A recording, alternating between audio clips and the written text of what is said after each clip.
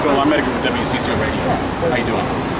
Just came down here because I heard you guys were doing this. So. Yeah, we also, Paulo Costa has just got ejected by just hanging flags and banners, which you can do legally at sports events. You got ejected from where? From Target Center. Oh, you were inside the game? Yeah, people waving Israeli flags. We were waving Palestinian flags. They kicked out the people waving the Israeli flags. We're rooting for the Palestinian team. Although you're not going to find a single one on that Israeli team. That's because it's apartheid. Okay. Love to talk to you. Just first off, your first and last name, sir.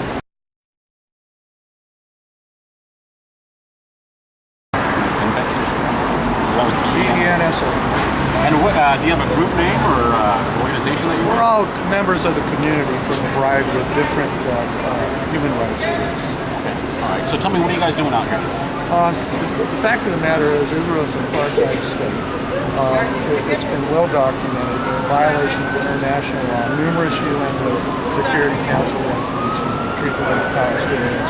They're occupying and populating, as said, in the West Bank in violation of international law. We have an Israeli team over here that is basically just a showpiece for Israel. It's a bunch of propaganda. And people need to know that when they come to events like this, they're supporting apartheid. Just like in South Africa, when people started boycotting the sports events from South Africa, then suddenly the South Africans began to get the message. Israel needs to get the message. Unfortunately, in the United States, we give Israel too much impunity.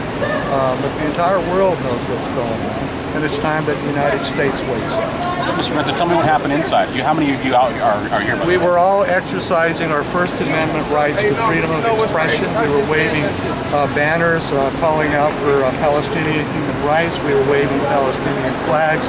We were completely within the Target Center rules. We were completely within the law. People were waving Israeli flags. They didn't get ejected.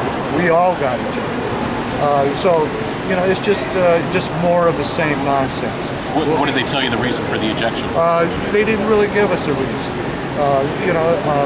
They were told on the way out by a security guard that I asked why. So why is it that people got kicked out? Why is it that security? And they said it wasn't an improper message. Is what one security guard and a police officer alongside me.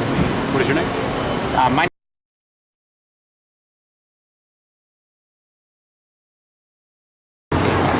And are you of Palestinian descent, or? I'm of Jewish descent, and I am abhorred by what is being done in my name by the state of Israel. I think that cultural events like this have very little to do with Jewish people, and instead they oppress Palestinians and uphold apartheid in Palestine. How many people are here in your group with you? I estimate somewhere maybe around 30 or 40. And they all asked you to leave. Did they get security there? Did they kind of just ask you, I'm sorry, you guys got to go, or what was it like? First, the Target security came, and people said, we're within our rights.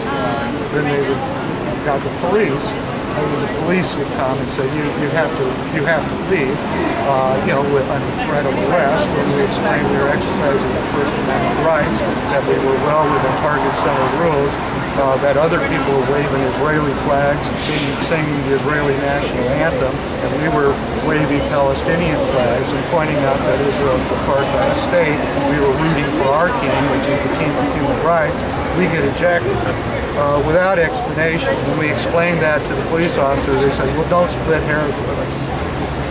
Nonsense. You get your money back? Did they offer to give you a refund? I actually kind of enjoy the Timberwolves. I really love the Timberwolves, but they should not be participating in a propaganda event designed to whitewash Israel's apartheid crimes. Thank you so much, Mr.